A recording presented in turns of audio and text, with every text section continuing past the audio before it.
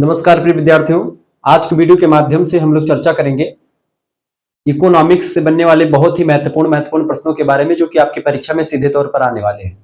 Economics यानी कि अर्थशास्त्र के बारे में चर्चा करेंगे। बीए फोर्थ सेमेस्टर में अगर आप हैं, डॉक्टर राम मनोहर लोहिया वीर बहादुर सिंह पूर्वांचल विश्वविद्यालय, जननायक चंद्रशेखर बलिया विश्वविद्यालय, महात्मा गांधी काशी विद्यापीठ, चौधरी चरण सिंह मेरठ विश्वविद्यालय, प्रोफेसर राजेंद्र प्रसाद जो इलाहाबाद विश्वविद्यालय है वो, इसके अलावा आपके और भी जैसे महाराजा सुहेल देव आजमगढ़ विश्वविद्यालय, जिनकी भी परीक्षा लिखित होती है उन सभी के लिए यह लेक्चर बहुत ही महत्वपूर्ण होगा। बहरहाल कल परीक्षा लगी हुई राम मनोहर लोहिया की, उसके लिए बहुत ही महत्वपूर्ण होगा। ठीक है, तो परेशान नहीं होना है। बहुत ही महत्वपूर्ण प्रश्नों के बारे में चर्चा करेंगे। अति लघु उत्तरीय, लघु उत्तरीय और दीर्घ उत्तरीय टाइप के जो प्रश्न होंगे आज की वीडियो के माध्यम से हम लोग डिस्कस करेंगे और बहुत ही महत्वपूर्ण तरीके से चीजों को आपको समझाने का प्रयास रहेगा हमारा। ठीक है, तो परेशान बिल्कुल भी नहीं होना है। इकोनॉमिक्स में आपको जब आप बीए फोर्थ सेमेस्टर में पहुंचते हैं तो आपको क्या पढ़ना होता है? तो आपको पढ़ना होता है भैया मुद्रा बैंकिंग और लोक वित्त के बारे में। किसके बारे में? मुद्रा बैंकिंग और लोक वित्त के बारे में आपको जानना होता है। अंग्रेजी में इसी चीज को money banking and public finance कहते हैं। ठीक है, मनी माने मुद्रा, बैंकिंग माने बैंकिंग, ठीक है, बैंक से रिलेटेड जो कार्रवाइयां होती हैं वो सब, पब्लिक फाइनेंस माने होता है लोक वित्त। ठीक है, तो इस तरीके से इन सभी टर्म्स के बारे में हमको आज की वीडियो के माध्यम से जानना है, समझना है, पढ़ना है। यहीं से क्वेश्चंस आपकी परीक्षा में आएंगे। पिछले 2-3 वर्षों में जो परीक्षा में प्रश्न आ रहे हैं यहीं से पूछे आ रहे हैं। 2025, 26, 27, 28 के लिए यह लेक्चर बहुत ही महत्वपूर्ण होगा BA fourth semester economics and अर्थशास्त्र के लिए। ठीक है, अब चले जानने का प्रयास करते हैं कि कौन कौन से क्वेश्चन हैं जो आपकी परीक्षा में पूछे जा सकते हैं। देखिए, ये अति लघु उत्तरीय क्वेश्चन से अभी लघु उत्तरीय भी प्रश्न और दीर्घ उत्तरीय भी प्रश्न रखे गए होंगे। चलिए, पहला क्वेश्चन आपके स्क्रीन पर आ चुका है। केंद्रीय बैंक यानी कि सेंट्रल बैंक जो होता है उसकी परिभाषा दीजिए। केंद्रीय बैंक क्या है? देखें, प्रोफेसर हार्ट्रे नाम के अर्थशास्त्री कहते हैं कि केंद्रीय बैंक अंतिम ऋणदाता होता है, यानी कि उससे ऊपर कोई ऋण देने वाला नहीं होता है। केंद्रीय बैंक ही छोटे बैंकों को या राजकीय बैंकों को या फिर एक प्रकार से जो बैंक कर्जा देते हैं जनता को, उन बैंकों को कौन एक प्रकार से कर्जा देता है, ऋण देता है? वो केंद्रीय बैंक यानी सेंट्रल बैंक ही देता है। जबकि क्राउजर महोदय कहते हैं इस बैंक को बैंकों का बैंक। ऑब्जेक्टिव में क्वेश्चन पूछा आता है, किसने एक प्रकार से इसको जो क्या नाम है केंद्रीय बैंक को बैंकों का बैंक कहा? तो बैंकों का बैंक किसने कहा था? क्राउजर महोदय ने, क्राउथर महोदय ने कहा। और प्रोफेसर हार्टे ने कहा केंद्रीय बैंकों की अंतिम ऋणदाता यही होता है, इसके बाद में कोई ऋण नहीं देता। बेसिकली अगर आपको आपकी भाषा में समझाना चाहूं तो केंद्रीय बैंक का मतलब होता है आरबीआई, जो नोट को छापता है, नोट का निर्गमन करता है, मुद्रा का निर्गमन करता है, मार्केट में तरलता के अनुपात को बनाए रखता है। तरलता माने मुद्रा कितना मार्केट में आनी है, कितना नहीं आनी है, ये सब आरबीआई ही डिसाइड करता है सरकार के कहने पर। क्लियर? आरबीआई का मतलब क्या होता है? Reserve bank of India. ठीक है, भारतीय रिजर्व बैंक जिसको कहते हैं, वो बैंकों का बैंक कहा जाता है। जैसे कि एसबीआई, बैंक ऑफ बड़ौदा, ठीक है, इसके अलावा आपका पंजाब नेशनल बैंक, ठीक है, एचडीएफसी, ऐसे तमाम प्रकार के जो बैंक आपको देखने को सॉरी ऐसे तमाम प्रकार के जो बैंक आपको देखने को मिल रहे हैं मार्केट में, जहां पर आप खाते खुलवाते हैं, जहां से आप जाकर के अपना बैंकिंग से संबंधित काम करवाते हैं, ये सब बैंक एक बैंक है। ठीक है, इन सभी को ऋण कौन देता है? इन सभी को पैसा कौन देता है? आरबीआई देता है। आरबीआई जो होता है एक रेपो दर होती है, रेपो रेट, उसी रेपो रेट पर इन बैंकों को उधार देता है। ठीक है, और यह उधार लेकर के आते हैं और उस उधार के बदले में 1-2% और बढ़ा करके जनता को ये लोग ऋण देते हैं, उससे पैसा कमाते हैं। जनता ये कुछ पैसे को एक प्रकार से फिक्स डिपॉजिट यानी एफडी के माध्यम से, एसआईपी के माध्यम से पैसा बैंक लोग ले लेते हैं। ठीक है, और उन पैसा को लेने के बाद में जनता से भी पैसा लेते हैं, लेकिन जनता से चूंकि ज्यादा पैसा थोड़ी ले पाते हैं। लेकिन जब आरबीआई सॉरी एसबीआई के पास मान लो पैसा खत्म हो गया तो कहां से मांगेगा? वो आरबीआई से कहेगा गुरुजी या जो है साहब हमको जो है इतना पैसा चाहिए। एसबीआई बोलेगा किससे? आरबीआई से, यानी कि रिजर्व बैंक ऑफ इंडिया से कहेगा कि हमको इतना रुपया चाहिए। तो कहेगा अच्छा ठीक है हम दे देंगे, लेकिन आपके पास कुछ ऐसी चीजें दिखाओ जो रख करके आप पैसे ले रहे हो। ठीक है, तो वो एक प्रकार से ऋण लेगा और ऋण के बदले कुछ सरकारी प्रतिभूतियां या कुछ चीजें उसको दे सकता है, या फिर उसके विश्वास पर जो कि एसबीआई का क्रेडिट बन चुका है तो एसबीआई को उधार दे देता है। अब वो जब लौटाता है तो पैसा एक प्रकार से कुछ ही मतलब क्षणिक होता है कि 1 महीने के लिए लिया है, 4 साल भर के लिया है, 10 साल के लिया है, तो ऐसे कर्जे के कई प्रकार होते हैं। तो जो एक प्रकार से अब लेकिन जब यही आरबीआई जो है जब एसबीआई से उधार लेगा, मान लो आरबीआई के पास पैसा घट गया, एसबीआई से बोला कि भैया कुछ पैसा हो तो दे दो, अभी हमारे पास जो है उतना ज्यादा एक प्रकार से छाप नहीं सकते पैसा, कुछ चूंकि स्वर्णमान के हिसाब से पैसा छापा जाता है, कितना सोना किस देश के पास है उसी के अकॉर्डिंग पैसा छपता है। तो ऐसे में मान लेते हैं आरबीआई के पास अब जो है और नोट छापने का एक प्रकार से तौर तरीका खत्म है, या फिर नहीं छाप सकती, क्योंकि एक मापदंड होता है, एक नियम होता है पैसा छापने का, अपने मन से नहीं कि छाप दे। तो ऐसा हो तो भारत सरकार खूब पैसा छाप दे और अमीर बना दे पूरे देश को, ऐसा थोड़ी होता है। स्वर्णमान के हिसाब से पैसा छापा जाता है, ठीक है। तो मान लेते हैं कि आरबीआई के पास पैसा नहीं है, सरकारी प्रतिभूतियां भी नहीं, तो क्या करेगा वो repo rate, reverse repo rate पर, यानी कि वो एसबीआई से कहेगा कि भैया आप हमको कुछ पैसा दे दो, ठीक है। तो वो होता, लेकिन ऐसी स्थिति आती नहीं जल्दी, ठीक है। तो इस तरीके जिस रेट पर जो केंद्रीय बैंक होता है वो अन्य बैंकों को पैसा उधार देता है उसको रेपो रेट कहते हैं, लेकिन जब अन्य बैंक आरबीआई को उधार देते हैं तो उसको रिवर्स रेपो रेट कहते हैं, उल्टा उसका, ठीक है। तो केंद्रीय बैंक आपके समझ में आ गया होगा क्या होता है। आरपी कैंट कहते हैं कि यह एक ऐसी संस्था है जिसे जनहित में मुद्रा के मात्रा के विस्तार और संकुचन का कार्य दिया गया है, कि मुद्रा कब मार्केट में बढ़ानी है और कब मार्केट में मुद्रा को घटाना है, इसी को बोलते हैं तरलता का अनुपात। तो तरलता का अनुपात कैसा है, कितना पैसा मार्केट में रहेगा, कितना पैसा नहीं रहेगा, ठीक है, किस तरीके से सिस्टम होगा, पूरा चलेगा, ये सब आरबीआई डिसाइड करता है। मान लेते हैं आरबीआई को अभी महंगाई बढ़ानी होगी तो क्या करेगा, मार्केट में खूब पैसा छाप देगा। मार्केट में बहुत ज्यादा पैसे आने का मतलब होगा कि महंगाई अब बढ़ जाएगी, ठीक है। मार्केट में पैसा खत्म कर दे इसका मतलब है कि महंगाई घट जाएगी। जैसे पैसा खूब आपके हाथ में आएगा तो आपके तमाम प्रकार की जो आवश्यकताएं होती हैं जीवन की, उन आवश्यकताओं की पूर्ति के लिए आप जो है करना शुरू कर देते हैं। क्लियर, यह बात आप ध्यान रखेंगे। तो वही सब चीजें हैं। तो आरबीआई यही सब काम करता है, मार्केट में तरलता के अनुपात को बनाए रखता है। दूसरा क्वेश्चन, तो केंद्रीय बैंक यही है। केंद्रीय बैंकिंग के सिद्धांत बताइए। देखिए केंद्रीय बैंकिंग के मुख्य सिद्धांत है, पहला सिद्धांत है राष्ट्रीय कल्याण, यानी कि जनता का कल्याण करना, राष्ट्र का कल्याण करना। दूसरा मौद्रिक तथा वित्तीय स्थिरता, यानी मुद्रा का मान ना ज्यादा बढ़ने पाए ना ज्यादा घटने पाए, ठीक है। ये मुद्रा का मान कब घटता है, जब बहुत ज्यादा पैसा छप जाता है तो मुद्रा का मान घट जाता है, ठीक है। जब मुद्रा कम छपती है तो मुद्रा का मान बढ़ा रहता है, ठीक है। वित्तीय स्थिरता, ताकि एक प्रकार से कभी मुद्रा स्फीति या अस्फीति की समस्या ना आए, इसी को मेंटेन करने का काम। इसके अलावा राजनीतिक प्रभाव से स्वतंत्रता, राजनेताओं का इन पर प्रभाव नहीं होता। इसके अलावा मुद्रा निर्गमन का एकाधिकार इन्हीं के पास है। मुद्रा को जो छापने का अधिकार है, टकसाल की जो मशीनें होती हैं वो सब एक प्रकार से इन्हीं के हाथों में होता है, केंद्रीय बैंकों के हाथों में। बेसिकली केंद्रीय बैंक एक ही है, ये आपका क्या, reserve bank of India, RBI, ठीक है। ये बात आप ध्यान रखेंगे। तो ये आपका हो गया। अगला क्वेश्चन आप देखिएगा, अब ये भले छोटे क्वेश्चन है लेकिन इससे बहुत जानकारी आपको मिल रही है। जब क्वेश्चन पूछा जाएगा तो आप बना करके भी लिख पाएंगे। अगला क्वेश्चन, मुद्रा बाजार से आप क्या समझते हैं। देखिए मुद्रा बाजार उस बाजार को कहते हैं बेटा जहां मुद्रा के क्रेता माने खरीदार और विक्रेता माने बेचने वाली, ठीक है, जहां पर मुद्रा के क्रेता और विक्रेता मुद्रा का लेन देन करते हैं उसी को मुद्रा बाजार कहते हैं। यानी एक ऐसी मार्केट जहां पर मुद्रा को खरीदा और बेचा जाता है उस मार्केट को मुद्रा बाजार कहते हैं, ठीक है। अगला क्वेश्चन है, विनिमय नियंत्रण के उद्देश्य क्या होते हैं बताइए। विनिमय माने क्या होता है, एक्सचेंज करना। जैसे हम आपको कुछ दे दे, आप हमको कुछ दे दे, ठीक है। हम आपको 10 रुपए दे दे, आप हमको एक पैकेट घड़ी का सर्फ एक्सल निरमा दे दे, मतलब घड़ी दे दे या सर्फ एक्सल दे दे 10 रुपए वाला, ठीक है। तो वो क्या होता है, वो एक्सचेंज होगा, यानी कि विनिमय हो गया। विनिमय पहले वस्तुओं के हिसाब से लोग करते थे, ठीक है। वैदिक काल में जिसके पास जितनी गायें होती थी उतना अमीर वह व्यक्ति होता था। तो वहां पर क्या होता था, गाय से एक्सचेंज कर लेते थे। जैसे कुछ आपको खाने पीने के लिए वस्तुएं चाहिए तो आप 2 गाय दे दीजिए, आपके यहाँ पर 2 बोरा गेहूं भिजवा दिया जाएगा। तो आपने 2 गाय दिए तो 2 बोरा गेहूं आपके पास आ गए। कहने का मतलब यह है कि आपका विनिमय हो गया, यहाँ पर ये वस्तु विनिमय हो गया, ठीक है।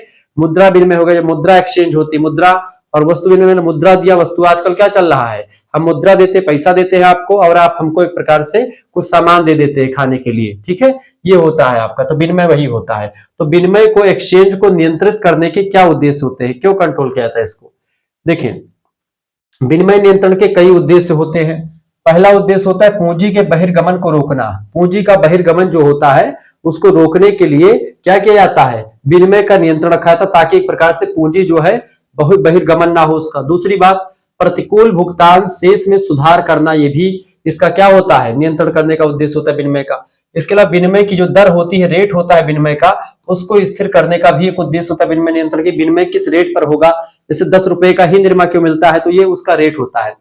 इसके अलावा स्वदेशी मुद्रा को अधिमूल्यित रखना, ठीक है, अपनी मुद्रा को। इसके अलावा विदेशी व्यापार पर नियंत्रण रखना, ये भी विनिमय नियंत्रण का उद्देश्य होता है। और मंदी के आयात पर रोक लगाना, ठीक है, ताकि मंदी ना आए। इस वजह से तमाम प्रकार के काम जो होते हैं उद्देश्य को ध्यान में रख करके विनिमय नियंत्रण किया जाता है।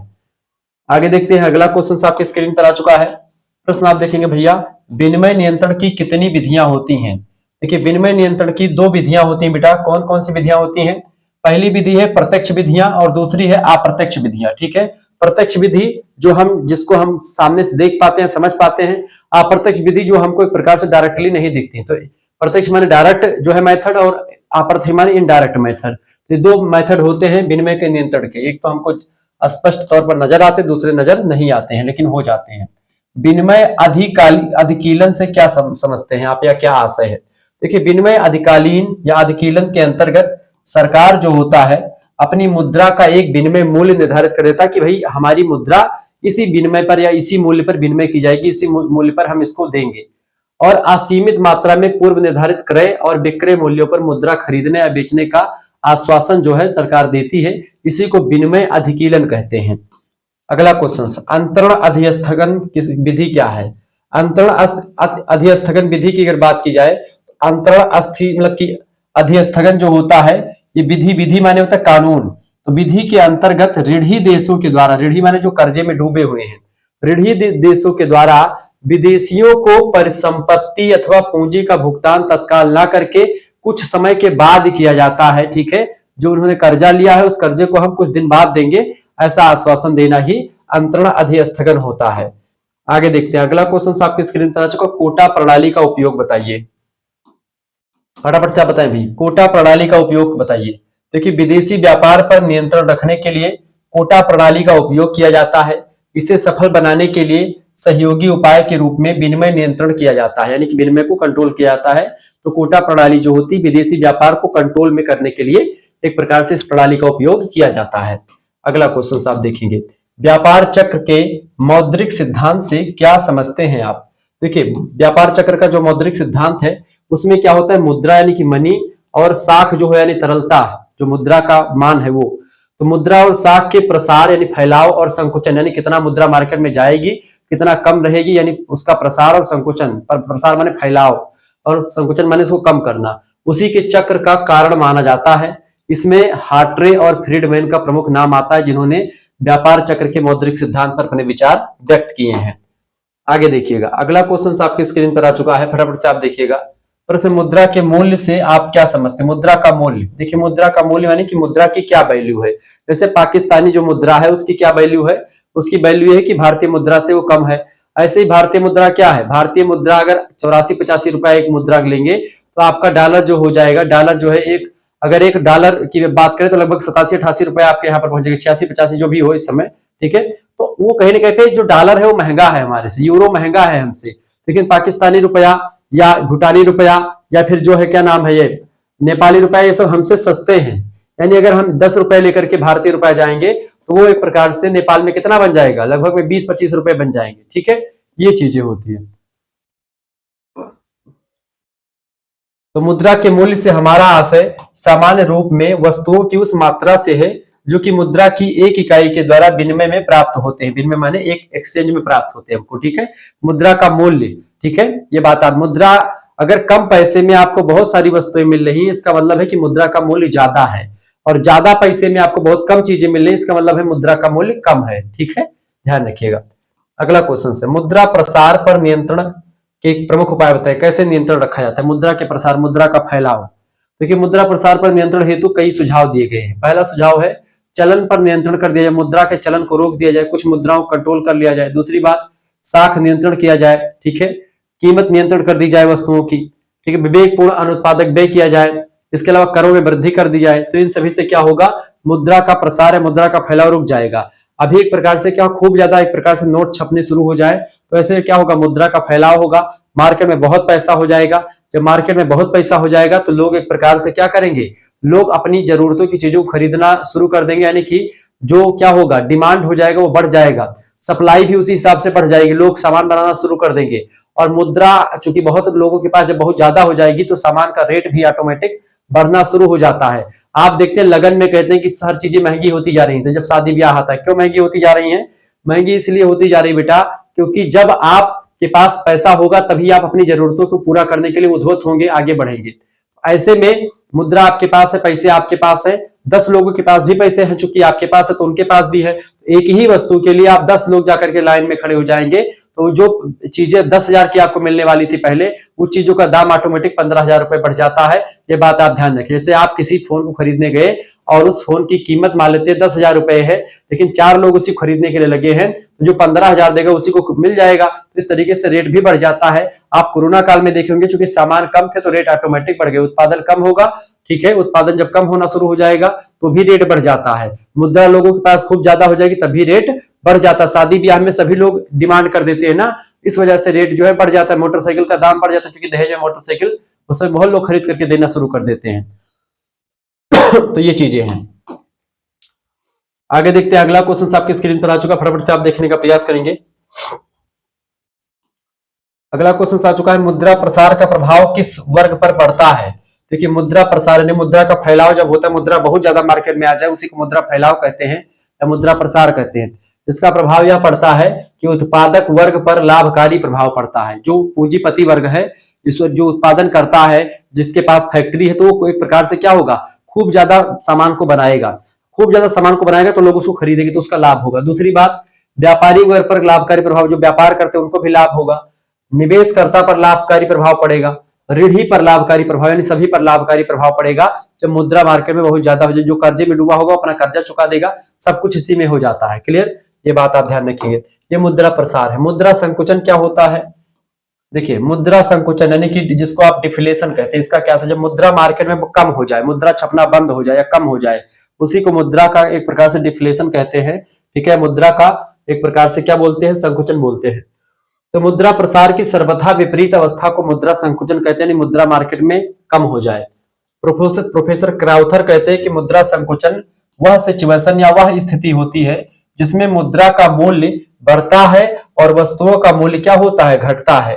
वास्तव में मुद्रा संकुचन भी मूल रूप में सरकारी नीति के कारण ही होता है। सरकारी नीतियों की वजह से ही मुद्रा कम मार्केट में आती है और उन्हीं की वजह से मुद्रा मार्केट में ज्यादा हो जाती है। अभी मुद्रा को बढ़ाना हो तो क्या करेगा, जो आरबीआई होगा वो कहेगा रेपो रेट में 0.5% का हम घटोत्तरी कर रहे हैं। जब आरबीआई ऐसा बोलेगा तो ऐसे SBI bank, Baroda, Punjab national और इलाहाबाद बैंक दौड़ के पहुंच जाएंगे आरबीआई के पास कि भैया हमको 20 करोड़ रुपया चाहिए। वो कहेंगे हमको 200 चाहिए, 200 करोड़ चाहिए हमको। वो बोलेंगे 100 करोड़ हमको उधार चाहिए। क्योंकि 5% का एक प्रकार से 0.5% यानी आधा % कटौती हो गई है, तो पैसा खूब उधार ले लेंगे। ठीक है, रेपो दर पर। कौन? ये छोटे छोटे बैंक जो है, मतलब जो बड़े बैंक है बेसिकली, उनको छोटे नहीं कह सकते, लेकिन आरबीआई की दृष्टि में वो छोटे ही हैं।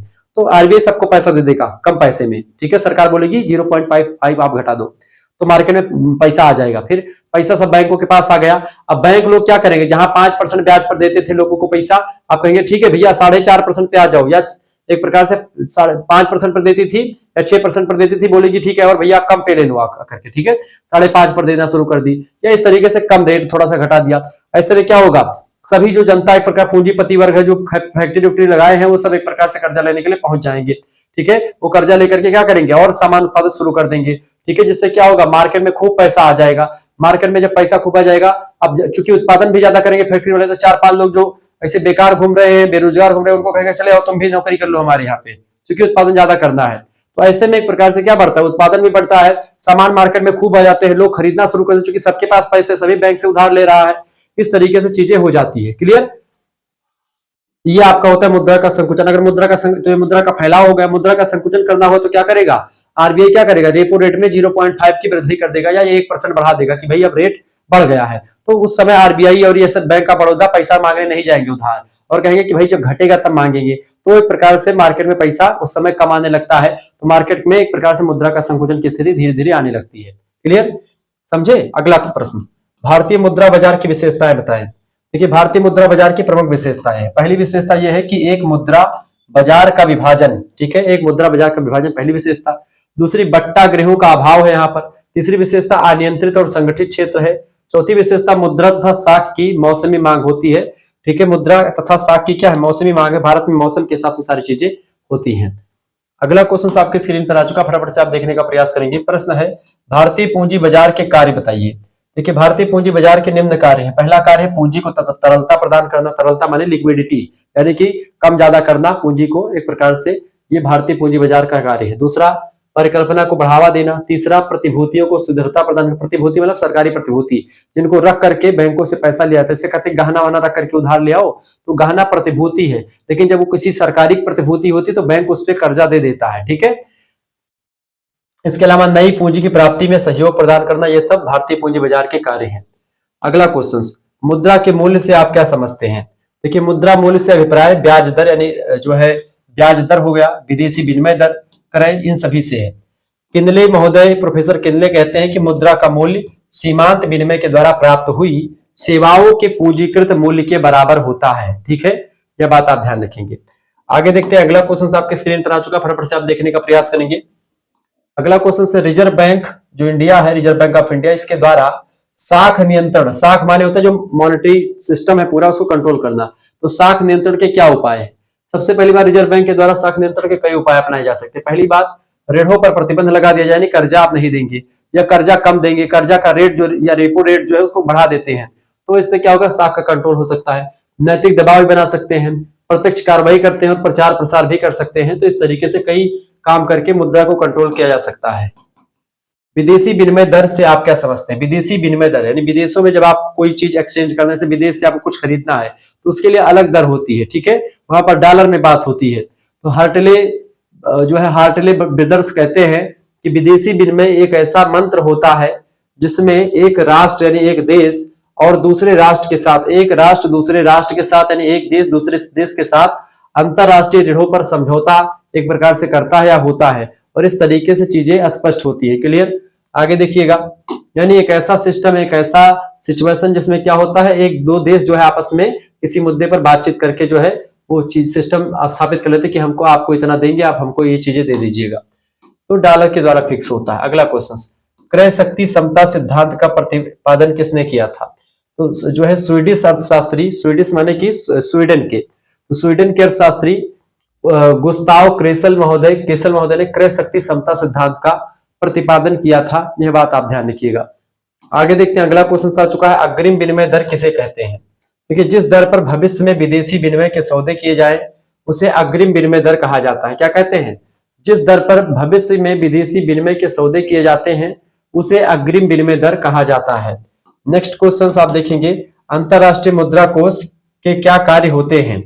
अंतरराष्ट्रीय मुद्रा कोष के कई कार्य होते हैं। पहला कार्य है भुगतान संतुलन में सहायता करना, दूसरा काम है विदेशी भुगतान में सुविधा, तीसरा काम है संकट में सहायता करना, चौथा काम है विनिमय देशों में अस्थायित्व करना। तो ये सब अंतरराष्ट्रीय मुद्रा कोष जो होता है, IMF जिसको कहते हैं, इंटरनेशनल मनी फंड जिसको आप कहते हैं, उसी को IMF ही कहते हैं, जो एक प्रकार से क्या करता है, पूरे देश में एक प्रकार से कर्जा देना हुआ है, कुछ भी करना हो तो ये मदद करता है।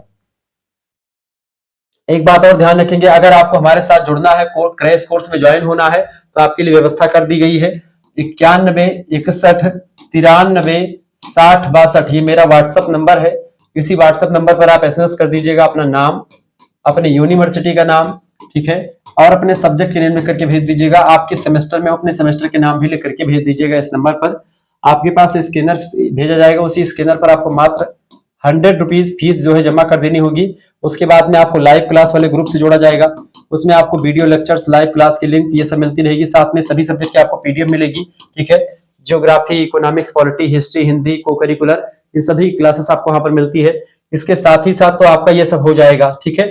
और तो सेकंड सेमेस्टर का फीस कितनी रखी गई है? सेकंड सेमेस्टर के सारे सब्जेक्ट आपके मेजर, को करिकुलर सब सब्जेक्ट, ठीक है, माइनर को करिकुलर सब, वैसे माइनर का होता नहीं है, को करिकुलर का होता है जब सेकंड सेमेस्टर में आपका, तो उसका मतलब कि फोर्थ सेमेस्टर का, वैसे second semester, third semester, fourth semester सभी की तैयारी। तो वैसे आप फोर्थ सेमेस्टर पढ़ रहे हैं तो फोर्थ सेमेस्टर की अगर बात की जाए तो फोर्थ सेमेस्टर के लिए फीस कितनी रखी गई? 100 रुपए फीस रखी गई है, ठीक है।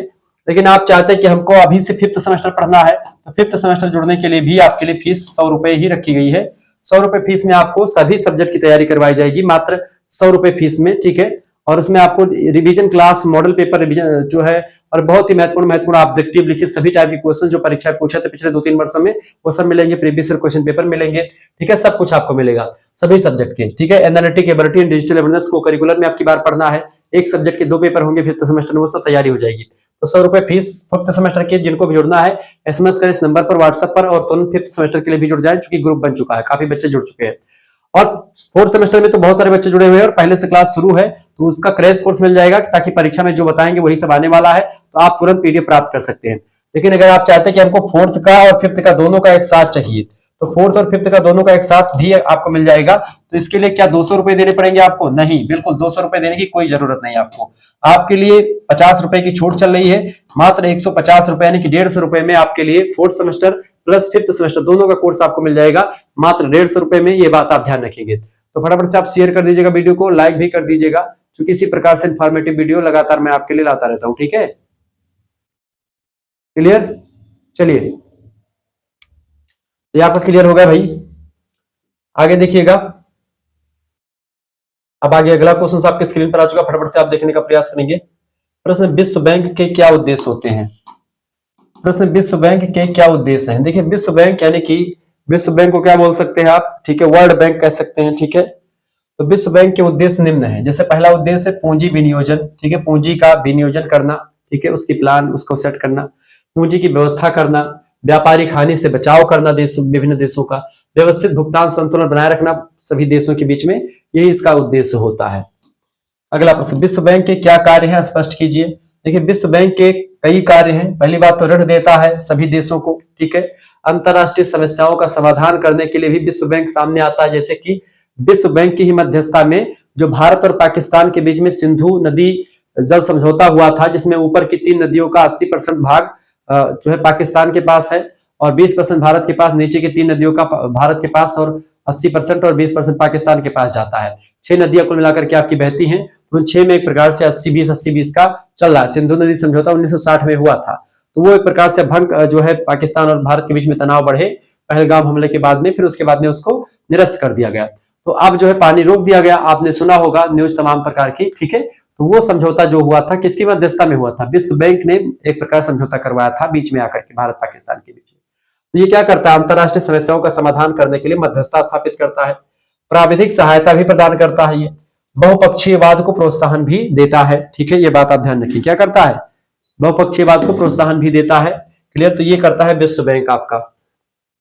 आगे देखते हैं, अगला क्वेश्चन आपके स्क्रीन पर आ चुका, फटाफट से आप देखने का प्रयास करेंगे। देखिए, अगला उत्तरीय क्वेश्चन आपके स्क्रीन पर या दीर्घ उत्तरीय में ऐसे क्वेश्चन आएंगे। प्रश्न, मुद्रा अवस्फीति के आर्थिक प्रभावों को संक्षेप में बताइए। अवस्फीति, मुद्रा अवस्फीति, मुद्रा संकुचन का आर्थिक प्रभाव निम्नलिखित रूप से होता है। देखिए, एक होता है मुद्रा स्फीति। मुद्रा स्फीति माने मुद्रा का मान बढ़ना, या मतलब कि मुद्रा खूब ज्यादा मार्केट में आ जाना, मुद्रा का मान घट जाए। मुद्रा खूब ज्यादा मार्केट में है यानी मुद्रा का मान घटा हुआ है, ठीक है। ये बात आप ध्यान रखेंगे। कहने का मतलब ये है कि मुद्रा का मान घटना या बढ़ना जो होता है वो एक प्रकार से मुद्रा अवस्फीति का मतलब होता है मुद्रा मार्केट में कम हो जाना। मुद्रा स्फीति मतलब मुद्रा का मान, मतलब मुद्रा जो है मार्केट में ज्यादा हो जाना, ठीक है। तो मुद्रा अवस्फीति का मतलब क्या होता है? मुद्रा मार्केट में कम है, ठीक है। और जब मुद्रा मार्केट में कम होगी तो क्या होगी? महंगाई ऑटोमेटिक बढ़ेगी, ठीक है। जब लोगों के पास पैसा नहीं हो खरीदने के लिए कुछ, तो वो चीजों को खरीदेंगे नहीं, उत्पादन रुक जाएगा। देखिए, पहली बात, इसका आर्थिक प्रभाव क्या पड़ेगा? सार्वजनिक ऋण भार में वृद्धि होगी। देखिए, मुद्रा संकुचन में मुद्रा का मूल्य बढ़ जाता है, मुद्रा जो है महंगी हो जाती है और वस्तुएं इसमें एक प्रकार से वो भी महंगी हो जाती है। जब सरकार अपने ऋणों का भुगतान करती है तो उसे ऋण या ब्याज के रूप में अधिक क्रय शक्ति का त्याग करना पड़ता है, ठीक है। यानी कि इसमें सार्वजनिक ऋण जो होता है बढ़ जाता है, जो बढ़ता तभी तो, जैसे मान लेते हैं कि आरबीआई भी अपना रेट बढ़ा देता है, रेपो रेट, ठीक है। और जो एसबीआई वगैरह वो भी एक प्रकार से बहुत पैसा, मतलब कि ब्याज पर पैसा देना शुरू करते हैं, यानी कि ब्याज बढ़ जाता, ताकि अगर आप कर्जा लेने जाएंगे बैंक में तो आपको यहाँ पर पहले 5% पर कर्जा मिलता था, मुद्रा अवस्फीति की स्थिति में या मुद्रा संकुचन की स्थिति में आपको वही पैसा 7% ब्याज पर मिलेगा, ठीक है। ऐसा एक मैं मानक बता रहा हूं, ठीक है। दूसरी बात, क्रय भार में वृद्धि होगी। मुद्रा संकुचन की स्थिति में करदाताओं के कर भार बढ़ सकते हैं, यानी कि आपको टैक्स ज्यादा देना पड़ सकता है। करों की दर यथावत रहने की वजह से उन्हें अधिक क्रय शक्ति का त्याग करना पड़ सकता है। तीसरी बात, कर वसूली में कठिनाई होगी। जनता की मौद्रिक आय कम होने की वजह से सरकार के लिए कर वसूल करना कठिन हो जाता है, क्योंकि इस समय जब पैसा कम मार्केट में होता तो उनको एक प्रकार सैलरी भी नहीं मिलती, उनके पास पैसा मार्केट में जब नहीं है तो जनता के पास भी नहीं होता, तो ऐसे में कर भी देने से कर नहीं देना चाहती जनता। जब उसके बाद खुद ही पैसे नहीं तो कर कहां से देगा? तो जब तक पर्याप्त आय नहीं होती है, करों का भुगतान करना कठिन हो जाता है जनता के लिए, तो ये भी एक समस्या होगी। इसके अलावा बेरोजगारी में यहाँ पर वृद्धि हो जाएगी, ठीक है। जैसे मार्केट में पैसा कम छपने लगा, पैसा कम छप रहा है, मार्केट में पैसा कम है, तो जो है लोग चीजों को खरीदेंगे थोड़ी ना, तो जो उत्पादन है वो भी रुक जाएगा, चीजें महंगी जरूर हो जाएंगी। ठीक है, महंगी मतलब कि चीजें क्या हो जाएंगी, सस्ती हो जाएंगी, क्योंकि कम चीजें बचेंगी, तो चीजें सस्ती हो जाएगी, क्योंकि कोई खरीदेगा ही नहीं उसको। ठीक है, तो चीजें क्या हो जाएंगी, सस्ती हो जाएगी। बेरोजगारी में वृद्धि, मुद्रा संकुचन में कीमत गिरने व मांग कम होने की वजह से उत्पादकों को हानि उठानी पड़ेगी, फलस्वरूप उद्योग बंद होने लगेंगे। इससे श्रमिक जो उसमें काम कर रहे हैं कंपनी वगैरह में, उनकी छटनी होने लग जाएगी, बेरोजगारी इससे बढ़ जाएगी, बहुत सारे लोग बेरोजगार हो जाएंगे। पांचवी बात है, बैंकिंग और बीमा व्यवसाय का पतन हो जाएगा। मंदी काल में बैंकों की जमाएं कम होने लगती हैं, लोग पैसा निकालने लगते हैं बैंकों से। ठीक है, प्रथम तो जनता के पास अतिरिक्त मौद्रिक आय ही नहीं होती, फलस्वरूप क्या होगा, बैंकों की जो जमाएं हैं, जो सीमित हो रखे हैं, एफडी एफडी करवाए, सब तुड़वाने लगेंगे।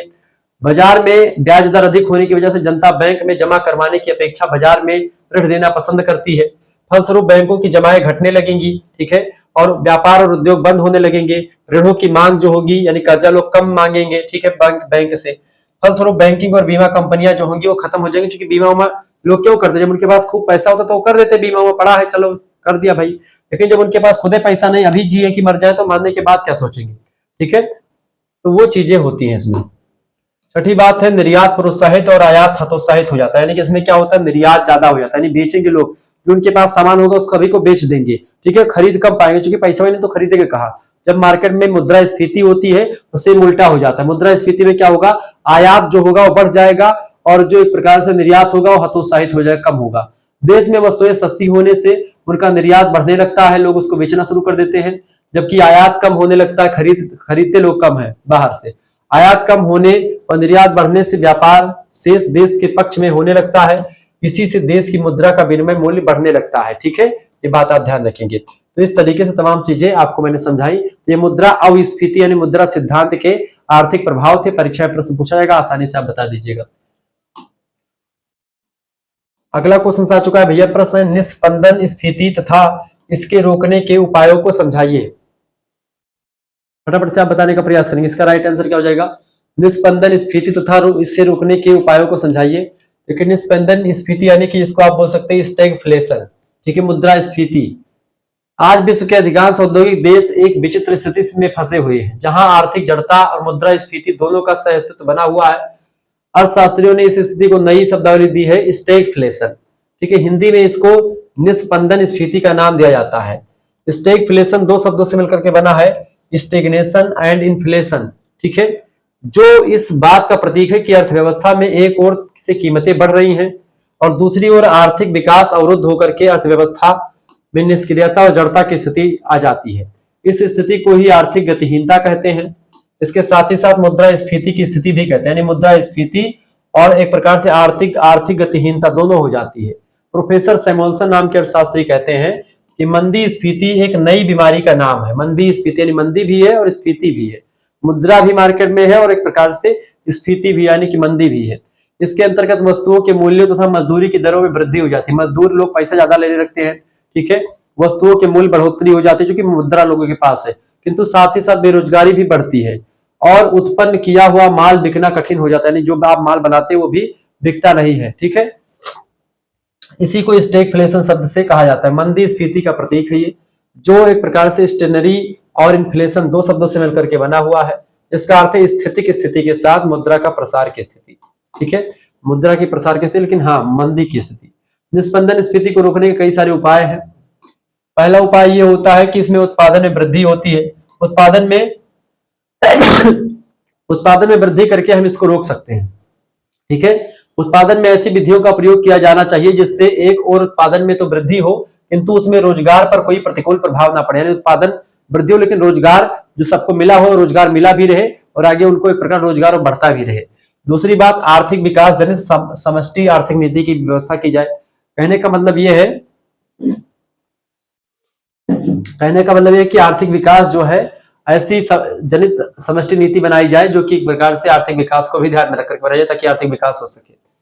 अर्थव्यवस्था में ऐसी समष्टि आर्थिक नीति यानी कि मैक्रो इकोनॉमिक पॉलिसी लाई जाए जिससे द्रुत माने बहुत तीव्र गति से आर्थिक विकास हो सके, इकोनॉमिक डेवलपमेंट हो, अर्थव्यवस्था की उत्पादक शक्ति में बढ़ोतरी हो, वृद्धि हो, जिससे आर्थिक वस्तुओं और सेवाओं का उत्पादन किया जा सके। तीसरी बात, मुद्रास्फीति पर कठोर नियंत्रण। ठीक है, आर्थिक विकास के उपायों के साथ यह भी आवश्यक है कि कीमतों के बढ़ने पर कठोर नियंत्रण रखा जाए। इसके लिए सरकार को एक उचित मौद्रिक नीति अपनानी चाहिए तथा इसे सफल बनाने के लिए राजस्व नीति का भी सहारा लेना चाहिए। ठीक है, यानी कि इस तरीके से मुद्रास्फीति पर कठोर नियंत्रण लगाना चाहिए ताकि एक प्रकार से मुद्रा का मान ज्यादा घटे ना। अगला, भुगतान संतुलन बनाए रखना।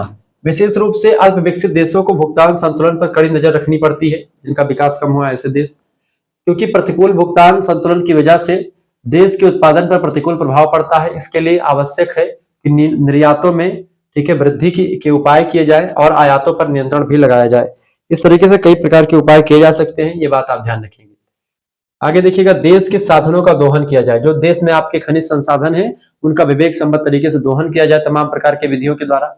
क्लियर, उत्पादन वृद्धि के लिए आयातित साधनों पर निर्भर ना होकर के देश के ही साधनों का पूर्ण दोहन करके उसका प्रयोग किया जाए। ठीक है, इससे यह लाभ होगा कि आयातों पर भारी व्यय नहीं करना पड़ेगा और देश के साधनों का सही उपयोग भी हो सकेगा। ठीक है, इस प्रकार देश में रोजगार की मात्रा को भी बढ़ाया जा सकता है। क्लियर, ये बात आप ध्यान रखेंगे। आगे देखेंगे बेटा, छठा क्वेश्चन आपके मतलब कि जो है छठा पॉइंट ये है कैसे हम जो है निस्पंदन स्फीति खत्म कर सकते हैं, विनियोग की सही नीति लगा करके। ठीक है, आर्थिक जड़ता की स्थिति विशेष रूप से विकासशील देशों में पाई जाती है, जहां या तो विनियोग के लिए पर्याप्त पूंजी उपलब्ध नहीं हो पाती है अथवा विनियोग का सही मापदंड जो है वो नहीं बनाया जाता है जिससे शीघ्र प्रतिफल प्राप्त हो सके। तो इसीलिए जरूरी होता है कि ऐसा नीति अपनाइए जिससे जल्दी प्रतिफल प्राप्त हो। ठीक है, आगे देखते हैं। अगला क्वेश्चन आपकी स्क्रीन पर आ चुका है, एक अच्छी बैंकिंग व्यवस्था की विशेषताओं का उल्लेख कीजिए। बताएं भाई, तो बैंकिंग से रिलेटेड कुछ भी प्रश्न पूछेगा तो आप ये चीजें जाने रहेंगे तो लिख देंगे ना, ये अच्छी बात ये है। देखिए, एक अच्छी बैंकिंग व्यवस्था क्या होती है। देखिए, बैंकिंग व्यवसाय की प्रमुख विशेषताएं होती है। पहली विशेषता, बैंकिंग कंपनी के दो अनिवार्य कार्य होते हैं। प्रत्येक बैंकिंग कंपनी के पहली बात तो जमा के रूप में धनराशि स्वीकार करना, जो जनता जमा करवाती वो। दूसरा, जमा राशि को उधार देना। ये दो काम होते हैं, यानी कि जैसे जनता बैंकों में जाकर के पैसा अपना जमा करती है, ठीक है, सेविंग बैंक खुलवाती है, उसमें पैसा जमा होता है, एफडी करवाती है, ठीक है, एसआईपी में इन्वेस्ट करती है जनता, म्यूचुअल फंड में इन्वेस्ट करती है, तो ये सब एक प्रकार से पैसा क्या होता है, जमा होता है। तो बैंकों के पास होता है, बैंक लोग बड़े बड़े अधिकारियों को, बड़े बड़े जो उद्योगपतियों को पैसा उधार पर दे देते हैं, ठीक है, ब्याज पर। आपके पैसे को जैसे आपको अगर 7% सालाना मिल रहा है, 7.5% मिल रहा है, तो 12% 15% पर वो ब्याज पर दे देते हैं लोगों को, पूंजीपतियों को। पूंजीपति आपका पैसा लेकर के काम करता है और बैंकों को एक प्रकार ज्यादा ऋण देता है, और वही बैंक आपको खुद कमा करके आपको कुछ उधार देते हैं, मतलब कि कुछ आपको जो है टैक्स देते हैं उसका, मतलब कि आपको फायदा देते हैं। तो बैंक के दो काम है, एक तो भाई जनता के पैसे को जमा करना, और दूसरा उस पैसे को किसी पूंजीपति को या किसी को उधार देना, ताकि बैंक को लाभ हो सके और उसी लाभ का कुछ हिस्सा जनता को मिल सके। ठीक है, बैंक यही काम करता है। जैसे आप जो है ये चीजें समझ सकते हो कि बैंक में आप पैसा जमा करते हो तो आपका पैसा बैंक में जमा है, वो पैसा बैंक कहीं भी उड़ा सकती है, लेकिन बैंक के पास इतनी पूंजी है कि जब आप पैसा चाहे तब अपना निकाल भी सकते हैं। लेकिन जब आप उसको फिक्स डिपॉजिट कर देते हैं तो 1 साल तक आप पैसा आपके लिए जमा हो जाता है, तो वो किसी दूसरे को दे दिया जाता है। ठीक है, उसी पैसे से लोग काम करते हैं, फिर वो पैसा आपको जब चाहते तो एफडी तोड़वा भी सकते हैं, लेकिन तब आपको नहीं मिलेगा। लेकिन 1 साल अगर आपने कर लिया तो उसका आपको पैसा मिल जाता है। ये बात आप ध्यान रखेंगे। क्लियर, ये बात आप ध्यान रखिएगा। क्लियर, तो ये दो काम होते हैं, करने होते बैंकों को। यदि जमा राशि लेने का उद्देश्य उसे उधार देना या निवेश करना नहीं है तो इस व्यवसाय को बैंकिंग व्यवसाय नहीं कहा जाएगा। ठीक है, दूसरी बात, बैंकों का जो अच्छा बैंकिंग प्रणाली क्या होती है, दूसरा ये होता है जनता के से जमा के रूप में धनराशि स्वीकार करना। देखिए, बैंक में यदि कोई भी व्यक्ति निर्धारित नियम और व्यवस्था के अंतर्गत खाता खुलवा करके अपनी धनराशि को जमा करता, पैसे जमा करता है, तो बैंकर ऐसा प्रतिबंध नहीं लगा सकता, ठीक है, नहीं लगा सकता कि किसी वर्ग विशेष के व्यक्ति ही उसके पास जमा राशि के रूप में धन प्रस्तुत कर सकते हैं। कोई भी जाकर के बैंक में खाता खुलवा सकता, चाहे किसी भी धर्म का हो, किसी भी जाति का हो, उसके पास पैसा कितना भी हो, कितना ना हो। यदि कोई संस्था अपने सदस्यों से ही जमा स्वीकार करती है तो उसे बैंकर नहीं कह सकते। बैंकर कहलाने के लिए यह भी आवश्यक है कि लोग इस बात से परिचित हों कि वह जमा राशि लेने का व्यवसाय करता है। भारतीय महाजन और देसी बैंकर नहीं कहला सकते, क्योंकि वे जनता से जमा के रूप में धनराशि नहीं लेते। ठीक है, ये बात आप ध्यान रखेंगे। तो इस तरीके से मतलब पैसा लेकर के और फिर उस पैसे को जब व्यक्ति चाहे तो उसको दे भी दे, और उस पैसे को लेकर के दूसरे को ब्याज पर भी दे दे, ताकि बैंक का भी फायदा हो, सरकार का भी फायदा हो और जनता का भी फायदा हो। ठीक है, आगे देखते हैं। तीसरा, जमा धन वापस निकालने की सुविधा भी हो। देखिए, जमा की गई राशि जमाकर्ता या आदेशित किसी व्यक्ति या संस्था या समझौते की शर्तों के अनुसार पुनः भुगतान योग्य, यानी कि रीपेबल होनी चाहिए। यानी कि जैसे आपने पैसा जमा किया, 1 लाख रुपए आपने बैंक में जमा किया, अब जब मान लेते आपको जरूरत पड़ गई 2 महीने बाद में, तो आप उस पैसे को जब चाहे तब निकाल भी ले, ये आपके पास सुविधा होनी चाहिए बैंक के पास। बिल्कुल होती भी है सभी बैंकों में, ठीक है। आजकल तो गूगल पे, फोन पे तुरंत मारा, तुरंत स्कैन किया, तुरंत भेज दिया, बैंक से पता चल गया भाई पैसा कट गया, निकल गया, तो ये सब सिस्टम चल गया है, ठीक है। बैंकर जमा धनराशि को अपनी इच्छा से जमाकर्ता को वापस नहीं लौटा सकता। जमाकर्ता द्वारा उसकी मांग करना अनिवार्य होता है। जमा राशि वापस निकालने की मांग समुचित रूप से निर्धारित समय में लिखित प्रपत्र के माध्यम, जिसको विड्रॉल कहते हैं, विड्रॉल भरता है बैंक में जाकर के, अपना नाम लिखता है, अपना सिग्नेचर करता है, सब कुछ डिटेल में अगर सही तरीके से भरता है कितना उसको पैसा निकालना, तब जाकर के बैंक जब सबको देखता, डिटेल में मिलाता कि भाई फलाने व्यक्ति आपको आपकी फोटो मिलाता, सब कुछ मिला लेता है जब वो, तब कैसे आपको पैसा देता है आपका, नहीं तो पैसा नहीं देगा। कोई दूसरा जाए आपके बैंक में पैसा निकाल ले तो बैंक पैसा नहीं देता है, ठीक है। आजकल तो एक प्रकार से गूगल पे, फोन पे हो गया, तो उससे तमाम प्रकार के बैंक जाने की जरूरत नहीं पड़ती। नहीं, पहले बहुत लोग बैंक में जाते थे पैसा निकालने के लिए। अगला प्रश्न, अगला चीज, नाम में बैंक, बैंकर या बैंकिंग शब्द का प्रयोग भारतीय बैंकिंग नियमन अधिनियम 1949 की धारा 7 के अनुसार यह अनिवार्य है कि भारत में बैंकिंग का व्यवसाय करने वाली प्रत्येक कंपनी अपने नाम के साथ बैंक, बैंकिंग या बैंकर आदि शब्दों में से किसी एक शब्द का प्रयोग अवश्य करेगी, यानी वो एक प्रकार से करेगी। और जैसे एसबीआई वगैरह सब बैंक, जैसे रिजर्व बैंक ऑफ इंडिया, तो बैंक हर एक शब्द में, बैंक ऑफ बड़ौदा, ठीक है, पंजाब नेशनल बैंक, तो बैंक शब्द का प्रयोग या बैंकर शब्द का प्रयोग या बैंकिंग शब्द का प्रयोग उसको करना पड़ेगा अपने नाम में, बिना उसके उसका बैंक नहीं चलेगा, ठीक है। एचडीएफसी बैंक, ठीक है, ऐसे आप देखते नहीं, तो ये सब चीजें आप देख रहे होंगे। आगे देखिएगा, अगला क्वेश्चन आपकी स्क्रीन पर आ चुका भाई। देखिए, मुद्रा प्रसार, मुद्रा प्रसार माने मुद्रा बहुत ज्यादा मार्केट में आ जाए, उसे मुद्रा प्रसार कहते हैं। मुद्रा संकुचन, मुद्रा कम होती है, यानी कि मुद्रा संकुचित हो जाए, संकुचित माने कम होना, प्रसार माने फैलाव होना, मुद्रा खूब ज्यादा मार्केट में आ जाए, और मुद्रा कम हो जाए मुद्रा संकुचन। दोनों में क्या डिफरेंस है, पूछा गया है प्रश्न। देखिए, मुद्रा प्रसार इधर लिखा हुआ है, मुद्रा संकुचन इधर है, समझे इसको, बहुत ही बारीकी के साथ प्रश्न परीक्षा में आएगा, ठीक है। मैं समझा भी चुका हूं ऊपर। देखिए, व्यापार उद्योग पर मुद्रा प्रसार का अच्छा प्रभाव पड़ता है, यानी कि मुद्रा प्रसार जब होता है तो उसमें लोगों के पास खूब पैसा होता है, इससे व्यापार बढ़ता है, उद्योग में मतलब उद्योग में एक प्रकार से खूब ज्यादा बढ़ता है, उद्योग बढ़ता है, ठीक है। तो ये सब अच्छा प्रभाव उद्योगों पर और इन सभी पर पड़ता है। दूसरी बात, मुद्रा संकुचन का व्यापार उद्योग पर बुरा प्रभाव पड़ता है, क्योंकि अवसान की दशाएं उत्पन्न हो जाती, पैसा नहीं देगा तो उत्पादन भी नहीं हो पाएगा, ठीक है। दूसरी बात, मुद्रा प्रसार में बैंक, बीमा तथा अन्य व्यापारिक उपकरणों पर व्यापार व उद्योग में उन्नति के कारण से अच्छा प्रभाव बैंकों पर भी पड़ता है, जो कि लोगों के पास जब पैसा होगा तो उससे अच्छा प्रभाव पड़ेगा। बैंकों, बीमा कंपनियों तथा अन्य व्यापारिक उपकरणों पर बुरा प्रभाव पड़ता है। लोग जो है कुछ भी इन्वेस्ट नहीं करते, बैंकों में जो जमा पूंजी राशि है वो सब निकाल लेते हैं। बैंक इसमें बैंकर दिवालिया भी हो सकते हैं, बैंक वगैरह, ठीक है। मंदी की वजह से व्यापार और उद्योग भी शिथिल पड़ जाते हैं, तो मुद्रा संकुचन होता है। इसके अलावा अगला डिफरेंस, मुद्रा प्रसार में क्या होता है, रोजगार बढ़ता है, क्योंकि नए नए उद्योग स्थापित होने शुरू हो जाते हैं, प्रवृत्ति बढ़ती है। जैसे मान लीजिए पैसा खूब आया, तो पैसा खूब आया भैया, तो उत्पादन में बढ़ोतरी भी करना शुरू कर देंगे, ठीक है। तो उत्पादन में बढ़ोतरी जब होने शुरू हो जाएगी बेटा, तो इससे क्या होगा, उत्पादन में बढ़ोतरी के साथ साथ क्या होगा, तब जैसे आप पहले 10 प्रोडक्ट बना था तो 20 प्रोडक्ट लोग बनाना शुरू कर देंगे, पैसा आ गया है, तो 10 लोग काम करे तो 10 लोग और बुला लेंगे काम करने के लिए, तो इससे क्या होगा, रोजगार भी बढ़ सकता है, ठीक है। मुद्रा जब पैसा ज्यादा होगा मार्केट में, इसमें क्या है अंतर, बेरोजगारी फैलती खूब ज्यादा, मुद्रा जब कम आती है मार्केट में तो उसकी बेरोजगारी फैलती है, क्योंकि चालू उद्योग का व्यवसाय जो होता है वो घट जाता है, और नए उद्योग के खुलने की प्रवृत्ति जो है हतोत्साहित हो जाती है, ठीक है। नया उद्योग कोई नहीं खोलना चाहता, क्योंकि जब वो जो उद्योग पहले से खुले हैं वो ऑटोमेटिक घाटे में चले जाते हैं, क्लियर। चौथा अंतर, कृषि उन्नति होती है और किसान की आर्थिक स्थिति में सुधार हो जाता है, क्लियर। इसके अलावा चौथी बात है, किसान तथा कृषि उद्योगों की दशा शोचनीय हो जाती है। ये सारी चीजें जो है यहाँ पर देखेंगे, कृषि की उन्नति यहाँ पर होती है, विकास होता है किसानों का, लेकिन यहाँ पर किसान और कृषि दोनों की स्थिति दयनीय हो जाती है। मुद्रा प्रसार में क्या होता है, आशाजनक वातावरण प्रस्तुत करता है ये मुद्रा प्रसार, ठीक है, जबकि इसमें चारों ओर निराशा का वातावरण जो है मुद्रा संकुचन में फैला रहता है। लेकिन मुद्रा संकुचन भी बहुत ज्यादा हो जाना बेकार है, और मुद्रा का फैलाव भी बहुत ज्यादा हो जाना बेकार है। दोनों का तालमेल बैठा करके चलना ही आरबीआई करता है, कि साख को नियंत्रित करता है, यानी कि तरलता का सिद्धांत जो है क्या होता है मुद्रा में, ये यही करता है कि ना तो ज्यादा मुद्रा मार्केट में बहुत ज्यादा हो जाए और ना ही कम हो जाए। इसीलिए एक प्रकार से आरबीआई काम करता है, ताकि जो है ना मुद्रा ज्यादा हो ना कम हो, ठीक है, इसी पर काम करता है। तो क्लियर हो गया आपका ये सिस्टम। आगे देखते हैं, अगला क्वेश्चन आ चुका भैया, क्षेत्रीय ग्रामीण बैंक या अन्य व्यापारिक बैंकों से किस प्रकार भिन्न होते हैं? क्षेत्रीय ग्रामीण बैंक जो होते हैं वो अन्य व्यापारिक बैंकों से कैसे अलग होते हैं?